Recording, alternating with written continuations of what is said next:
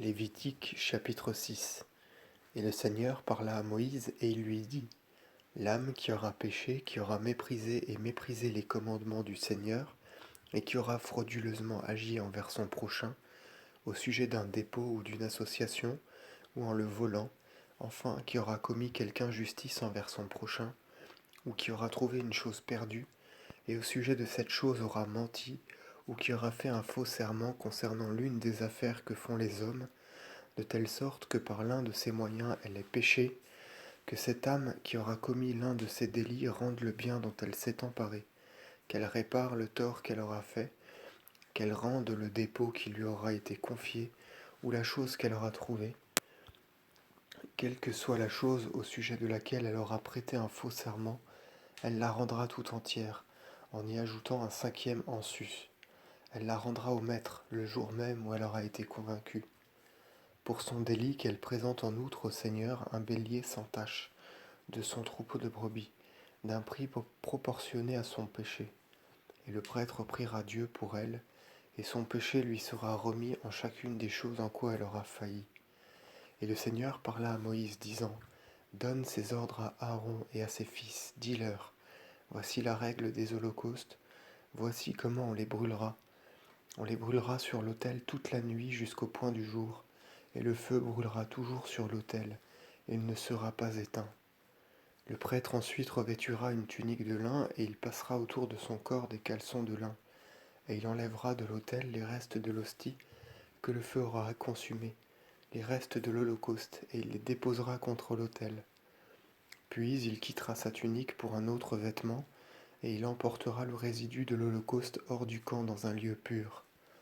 Le feu brûlera sur l'autel, il ne sera pas éteint, et le prêtre y fera brûler du bois de grand matin, et il entassera les holocaustes sur lesquels il posera la graisse des hosties pacifiques. Le feu brûlera toujours sur l'autel, et il ne sera pas éteint. Voici la règle du sacrifice que les fils d'Aaron feront devant le Seigneur en face de l'autel. Le prêtre enlèvera une pleine poignée de la fleur de farine du sacrifice, avec l'huile et tout l'encens qui sont sur le sacrifice, et il portera cette part sur l'autel. Ce sera le sacrifice, l'odeur de suavité, le mémorial pour le Seigneur. Aaron et ses fils mangeront le reste du sacrifice. Ce sera un azime mangé en lieu saint. Ils le mangeront dans le parvis du tabernacle du témoignage. On n'y mettra pas de levain. C'est la part des sacrifices au Seigneur que je leur ai donnée. Elle est très sainte, comme celle du sacrifice pour le péché et celle du sacrifice pour le délit. Tout mâle parmi les prêtres la mangera. C'est la loi perpétuelle des sacrifices pour toutes vos générations. Quiconque en aura mangé sera sanctifié. Et le Seigneur parla à Moïse, disant, voici l'oblation qu'Aaron et ses fils feront au Seigneur, à partir du jour où tu les oindras, le 10e d'un éphi de fleurs de farine en sacrifice, moitié le matin et moitié le soir. On le fera frire dans l'huile à la poêle, on l'offrira en rouleaux et brisé par fragments.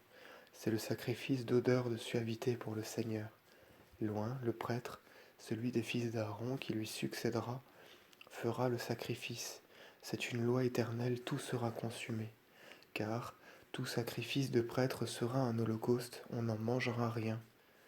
Le Seigneur parla encore à Moïse, disant, parle à Aaron et à ses fils, dis-leur, voici la loi des sacrifices pour le péché. C'est dans le lieu où l'on immole les holocaustes que l'on immolera devant le Seigneur les victimes pour le péché. Elles seront choses très saintes. Le prêtre qui les offrira les mangera. Il les mangera en lieu saint, dans le parvis du tabernacle du témoignage. Quiconque aura touché les chairs d'une victime sera sanctifié, et quiconque aura eu son manteau aspergé de sang, ou aura été aspergé lui-même, sera lavé en lieu saint. Le vase de poterie dans lequel on aura fait cuire les chairs sera brisé, et si on les a fait cuire en un vase d'airain, on le nettoiera et on le lavera avec de l'eau. Tout mâle, parmi les prêtres, les mangera. Elles sont choses très saintes devant le Seigneur. Toute victime pour le péché, dont on aura introduit du sang dans le tabernacle du témoignage, pour intercéder dans le sein ne sera pas mangée, mais consumée par le feu.